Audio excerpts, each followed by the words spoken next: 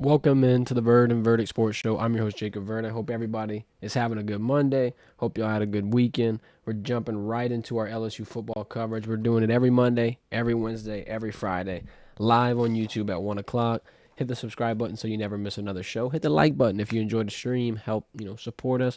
Get us out there in front of more people. LSU had a good weekend. Had a very good weekend. A couple of teams had a pretty good weekend. We're going to be doing our SEC grades. I'll be giving you the little report card, if you will, from the Southeastern Conference. We're going to take a look at South Alabama versus LSU a little bit more in depth. Just kind of some takeaways from the performance, what I hope LSU can build off of through this bye week.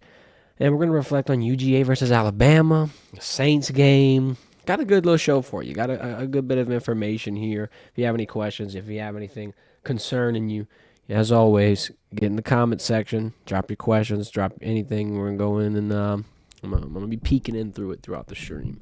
First things first, Garrett Nussmeier. He's been balling. He's been performing as, quite frankly, we expected him to perform. And it's nothing to underrate him, nothing to not give him his flowers. This is really what this part of this show is about, is giving Nussmeier his flowers. He's number 4 in the passing yards in the nation.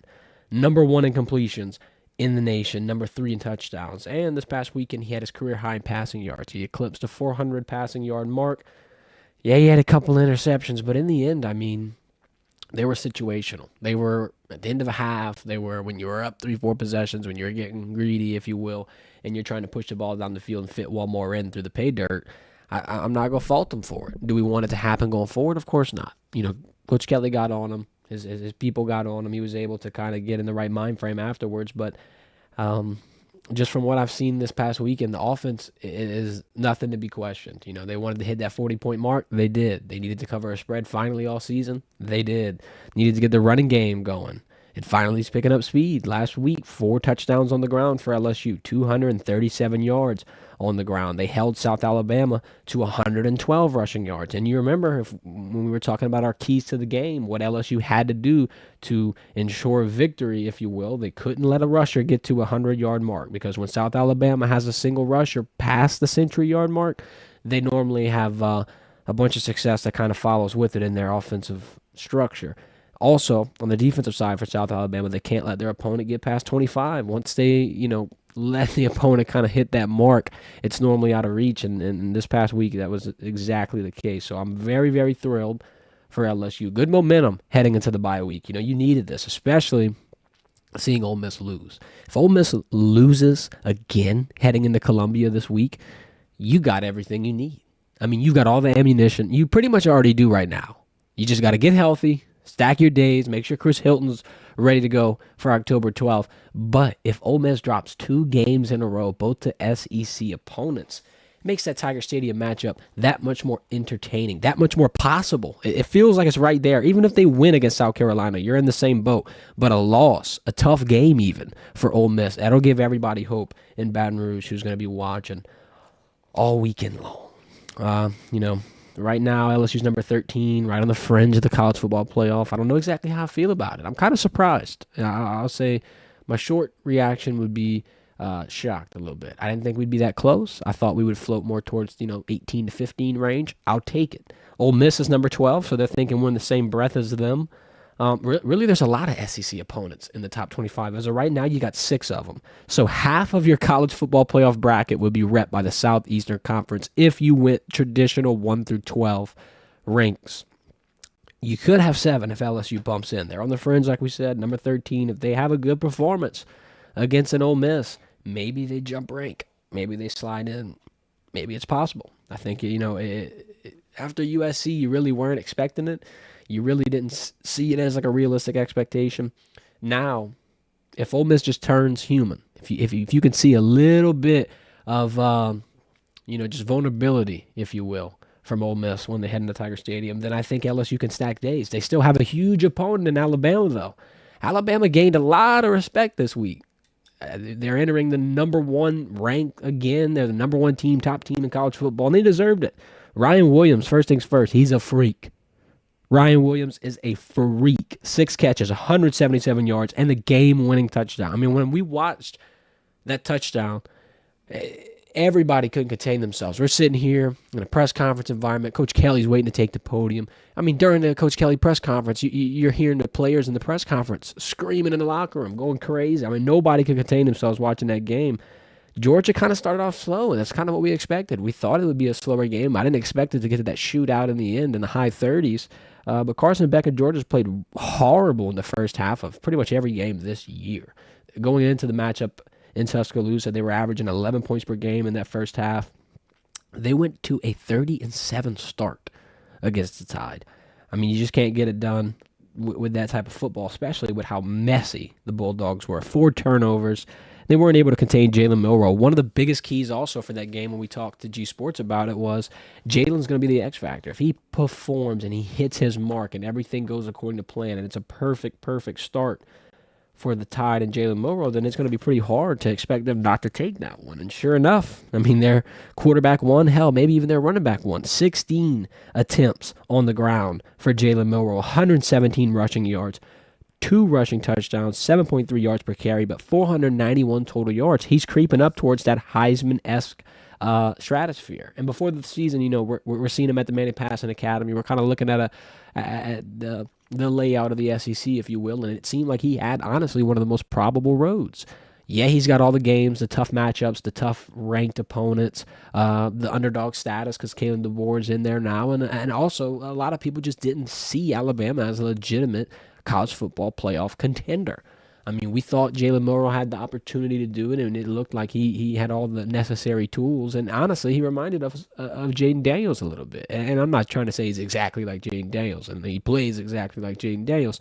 Not necessarily, but what I'm getting at is he has an opportunity to build off of last season and into this season. He had the offseason. He bought in. He 100% just worked on his craft, and he tried to push himself into a better situation this season, despite what the naysayers said, despite what his mock draft, listed him at. He in his mind, he's the best player in college football, and that's kind of the vibe that you got from Jaden Daniels when he went into his offseason journey that inevitably led him to a Heisman campaign. I'm not saying this is the same exact situation. I want to clarify it one more time. All I will say is the number 2 team in the country walked in to Jalen Milroe's house, and he got the job done in the clutch, in the face of adversity. That's what the Heisman Award is all about. That's what it rewards. You have a Heisman moment, you turn into a Heisman. I mean, let's dial it back to Jaden Daniels against Florida with the 84-yard run touchdowns, or the Mizzou game where he just puts LSU on his back and keeps them in the ball game, or a Joe Burrow where he's throwing 4 or 5 touchdowns and a half in a college football playoff semifinal. I mean, you just have to have a huge moment. You have to have your presence be felt, your name be heard. You have to just let everybody know, hey, I've arrived. I've arrived, and I think Jalen Milroe made that clear this past Saturday. He's got to be my Heisman front runner moving into it. Let's roll right into the SEC grades. I mean, this is the perfect segue. The grade, who got the A for the week for the SEC, it's Alabama. Alabama has to come away with it. Not only did they get the big-time win, not only is Jalen Milroe looking for Heisman, but who's stopping them? I mean, Georgia just lost. Georgia has only lost 3 times in the last, 3-4 years? 3 times. One team, 3 times. Alabama. Fathom that. One of the best coached programs in the country, the Georgia Bulldogs. Back-to-back national champions. Had a shot to be the 3 time in a row, first time in over 100 years, damn near, in college. The Bulldogs have only lost to one school. And that one school, it has to have a vice grip on the SEC, if you ask me. It has to be one of the biggest schools, one of the biggest programs with the biggest target on their back. They've got the players, they got the team, they've got the camaraderie, and they just had a coaching turnaround, entire coaching staff. Head coach, going from the greatest of all time to not a young up-and-comer, but someone who's just pretty much just proven themselves, just got to a national championship, just got into the limelight. And here they go, running pretty much with the SEC championship. Another team I think that's kind of running away with it that I'm not going to say you didn't expect, not going to say I'm surprised, but Texas. The Texas Longhorns have impressed me. The Texas Longhorns have shown me they're capable of being an SEC team. I mean, as much scrutiny as you want to put them under, as much questions, as much hypothetical situations you may have. Are they going to be able to handle it? Are they going to be able to transition? Can they get the job done? Are they going to crumble in the playoffs? I don't think any of that is a problem as of right now. I don't think any of that is a question. I don't think anyone's worrying about it. I think they're on fire. I think they're a huge player in the SEC. I think Arch Manning stepping in and being able to just sling dots, 300-plus yards, run all over the field, 3-plus passing touchdowns. It shows how good that program's running, how well-oiled that machine is, if you will, how efficient Sarkisian has the Burnt Orange program. And I mean, like I said, a lot of people don't want to hear it, and I'm not trying to sit here and have no horns down bias. I'm not the biggest Texas Longhorns guy either. But I got to give them the respect. I got to give them the B. I mean, every now and then they can float to an A. But as of right now, Alabama, I think, is the A. Texas, really close B. We'll give them a B+. Who's the C? Who's the middle of the pack? And I hate to say it. I hate to put us with this, but I'm going to say that LSU is at the C grade. And this isn't a horrible spot for LSU. Middle of the pack, good win. They need a big win over Ole Miss, though. They need to really make their presence felt when Lane Kiffin brings his squad down here. If Ole Miss comes to Tiger Stadium and they handle LSU at home, I think the general consensus around this team is, 3 to 4 losses. I think the general consensus around this team is that they're just not, up to speed. They're going to look a lot like they were last year. I think, though, if you have Ole Miss come in, you turn it around, you have a good performance, the bye week recharges you, the momentum swings, Ole Miss continues to lose games that are perceived questionable, then I think you're cooking. I think you're cooking with gas even. I think, you just got to get into that situation where you get pushed over the edge. And I think the edge for LSU this, next game against Ole Miss, it's going to be the pinnacle of their college football playoff hopes this year. This is where it is born or killed. It's going to be October 12th. If LSU has any chance to get into the CFP 12, they have to get it done. And don't tell me it's impossible. Don't tell me I'm dreaming. Don't tell me I'm crazy. I know we lost against USC. But they still have handled business since then. They still have put together some good wins. The South Carolina win made me think, okay, good, this team has grit. This team has, what you need in a team to be able to play that long, that successful, get that many wins, string together that much continuity. It's not impossible. Moving into the D grade for the SEC, Ole Miss. I'm sorry, had to do it. Lost to Kentucky. This could snowball. It could be a huge momentum killer. You're going into Columbia, a team that's been kind of on fire. The environment has been a little rocky. I don't know. I know they won't have College game day. Probably won't be as deep as what LSU experienced, but Ole Miss is going to be in for a test. They failed their test last week. That's kind of why they're at this spot. And I see them getting improved. I see them kind of just stacking days and getting better, 1%, 1%, 1% every day. Lane Kiffin is not going to put them in a situation to panic or, kind of run around with their heads cut off. I think Jackson Dart's a phenomenal quarterback. He's leading the nation in passing yards, I believe.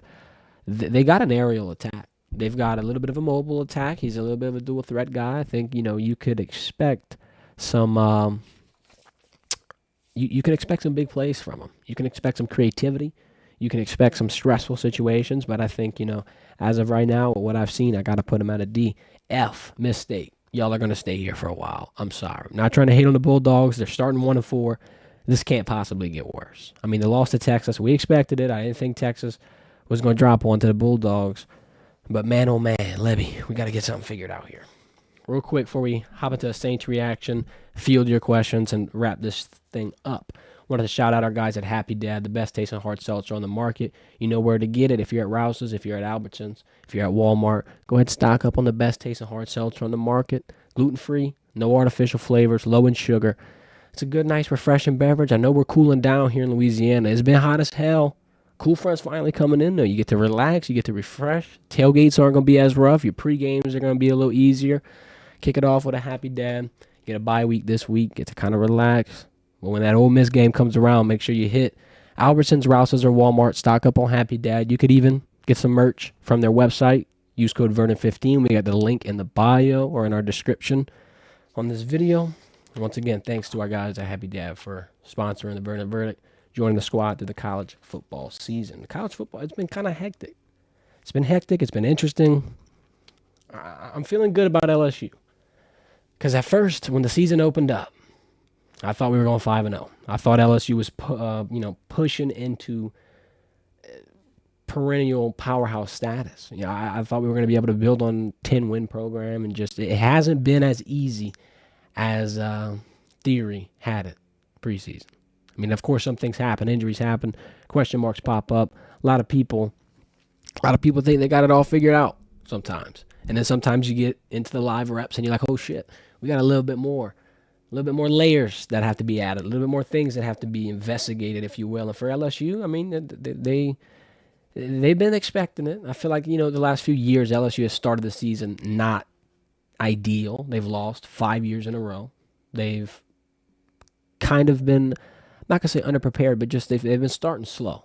And this year, the run game, the offensive line, I mean, they didn't give up any sacks, and Nussmeier's not getting hit, but you didn't see as much progression in the run game as you saw last week. I mean, it took some time. We're in week 5 here, and this is the best performance that LSU is putting up. And it happens. You got to get conditioned. You got to kind of respond to some of the major injuries that you've been unfortunately faced with. The John Emery, the Jacoby Guillory, the Harold Perkins. I mean, they haven't had a pretty easy open to the schedule, if you will. And I mean, yeah, it's football. It happens. Next man up, and you're really going to get to know what you got with this program. But with that being said, I mean, we can even throw a Chris Hilton injury out there. That we wouldn't expect him to not be even suited up by week 5. I mean, he's been out, and yeah, they're saying he's 85%. We want to get him back healthy. But having him gone from the offensive rotation even, create some troubles and create some havoc for LSU. And I think, going forward, as everybody gets healthier, especially with this clutch bye week, at this point, right before one of your biggest games, who, by the way, they're going to have to keep playing. They don't get a break. They go play a tough opponent, a tough SEC road opponent, and then they're going to come in to LSU and hopefully keep things close. I'm really interested on how this Ole Miss game will go, because quite frankly, as of right now, I haven't done too much preparation, and don't take this as a preview, and don't take this as as my exact take yet. But it just feels like it can go one of two ways. It feels like it'll be a really close game, and it'll come down to whoever really makes the worst mistake and the final mistake, if you will. Or it'll be a boat race where LSU just does not show up to start. They play from behind the entire time, and Ole Miss wins by 5-6 possessions. I obviously don't want that to happen. It's all going to be contingent on how they take this bye week. Very glad that the South Alabama game went in the way you wanted to. Very glad that you had a lot of mouths eating and contributing to the offensive production that you saw Saturday. I mean, whether it be Mason Taylor, Aaron Anderson, Kyrie Lacey eclipsing the 100-yard mark for the first time, Caden Durham becoming a real player on the team, who's quite frankly one of our best running backs, if you will. And you still got some guys that are waiting to emerge. A potential Caleb Jackson. Josh Williams is getting his gears going. Got the touchdown in the 60-yard game this past weekend. When Chris Hilton hits the field, I think that'll be fireworks. And one of the biggest additions, quite frankly, that I've been really thrilled with, Xavier Thomas. And I mean, he's been one of the best, I'm not going to call him a gadget guy, but he's been one of the best return, hybrid. Hell, you can throw him in the backfield and he'll run the football. He's been a big-time contributor. Aaron Anderson obviously leading the team in receiving yards. That's another big name where in the spring, with the way that he was getting incorporated, it looked like maybe a wide receiver 3 role, but then it was like, okay, well, no, they're using him in the short field a lot. They're trying to push him in the vertical. He's a speedy guy, and a lot of people thought his role would be more like Xavier Thomas, where you kind of use him in the special teams game and here and there in quick twitchy moments. But he's been kind of pulling away as a solid wide receiver 2 in the absence of Chris Hilton. And I think, whether it be Kyron Lacey garnering a lot of attention and then opening up for him, or him just seizing the moment and getting the opportunities, either way it goes, Aaron's been a big player, a big piece, a big role player for the team, if you will. A lot of people were wondering if he was even going to see the field, if he was going to transfer, if he was going to stick around with LSU, and he obviously answered all of those questions here this season. It's been one of those, moments that you just love to see. You love to see somebody who had to fight for their reps, their moments, their minutes, their opportunities, and now, they're kind of making their presence felt and running away with it. And I think Aaron Anderson's going to continue to have a good year. I think, we got a lot of big targets that you can throw to in this wide receiver room that are all just, cream of the crop NFL ready guys. Mason Taylor, I think, is another name that you have to throw out there who's been a surefire target. I mean, you could throw the ball to him 10, 11 times a game. He's grabbing 8 to 9 of them. He's been a dog. Most catches and receiving yards from a tight end at this school in history. That says something. One of the best to ever do it. You could throw Kyron Lacey C.J. Daniels, of course, the obvious is they've been getting active. I've liked the way that C.J.'s been used, and even Kyron. You got some people. Got some people in the chat right here. We got Reed, my guy Reed. He's been drilling it, bro. Reed, I'll say this: I commend you because you relentless, bro. You gonna every chance you get, you gonna say something. And look, I respect it, but I think Kyron Lacy, despite whether it be a slow start, despite whether it be whatever the case may be, whatever the doubters, the haters, all whatever you want to call it, I think he's in a situation right now where he's got the most attention that he's had on him in his career. Now, he's been doing good with it. I feel like this past week, getting 100 yards, that's obviously answering the bell, answering the call. Does he have moments he probably wishes he'd have back? I'm sure. I mean, the wide receiver position, especially at the SEC, it gets tough. It gets competitive. And even Joe Sloan, he'll say it best. A lot of those times, a lot of those PI calls, whatever the hell, they may be, Kyron's got to come down with them. Kyron's going to have to, be the secure catcher, fill in the role of a Malik Neighbors, of a Kayshon Boutte, of somebody who is your number one wideout at LSU. But I think in this situation with him, you're just going to have to, I'm not going to say be patient, but it's a lot similar to what you see in the running back room, right? I mean, it took some weeks for a major guy to emerge. I think you've kind of been seeing, everybody get their shine, everybody get their role in the receiver room. Some weeks it's been Mason Taylor, some weeks it's been Aaron Anderson, some weeks it's been Kyron Lacy, and that's kind of for the best. I'm not saying that we don't want one guy to be balling every single week, but in the end, when you have the opportunity for your quarterback to be number 4 in, I believe it's passing yards, number 1 in completions, number 3 in touchdowns, and you're sharing the love and you're not having to focus on one guy, you're not having to lock in on one target, it just goes to show how successful, how open, how creative, how strong that offense really could be. It's just kind of my takeaway. I think going forward, they're going to have to keep finding new ways to get this offense going. You're not always going to be able to do the same thing every single week. You're not always going to be able to have Caden Durham catch a swing pass and go 90 yards for an opening touchdown. But, I think those shining moments, those flashes that they keep showing you, that's the potential of the team. And I think that it could get back to last year where you're scoring 30, 40 points, scoring a bunch of scoring in a blink of an eye, if you will. I don't think we're far away from it. I think we're getting better. It's kind of why, we've been wondering how realistic is LSU scratching, clawing, fighting their way back into the college football playoff conversation. I think they started with a win against Ole Miss on October 12th. But we'll break that down. We'll get more, in detail with that as the time comes. Probably cover that next week more in depth. Real quick, though, before we hop out of this stream, I want to talk about the Saints game. I want to react to the Saints a little bit. I'm not too sure if anybody got to catch the game. I don't know how many Saints fans we got in the chat, but I think that they had a pretty interesting performance. Real quick, hold on. I see D-Man just asked this question. You think LSU will ever become a Georgia, Alabama caliber team?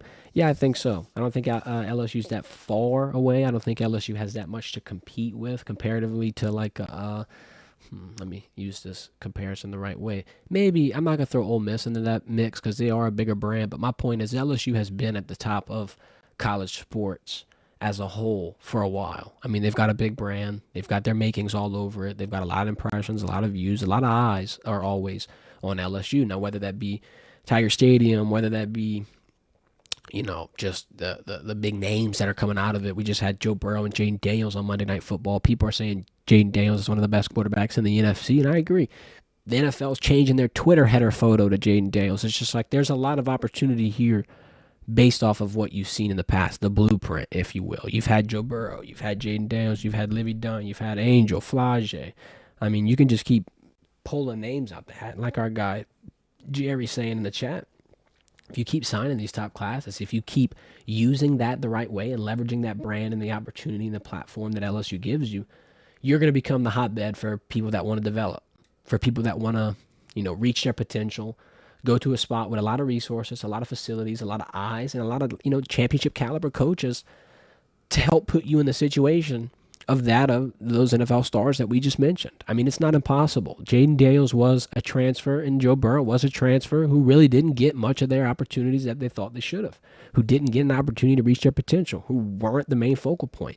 They transfer, come to a new school, have an entirely different career, and change their life. And I think if you sell that story, you're right up there with a Georgia or an Alabama. You're not playing catch up like Mississippi State. You're not playing catch up like Ole Miss. I mean, yeah, they have big guys in the NFL. They have stars, but just with the caliber of stars that LSU has and how they've been able to manage the NIL branding and just that overall development side, I think that they got a pretty good pitch to be pretty close and to consider themselves elite already. I mean, from a talent standpoint, I think they're going to have to continuously do this for another 2-3 years.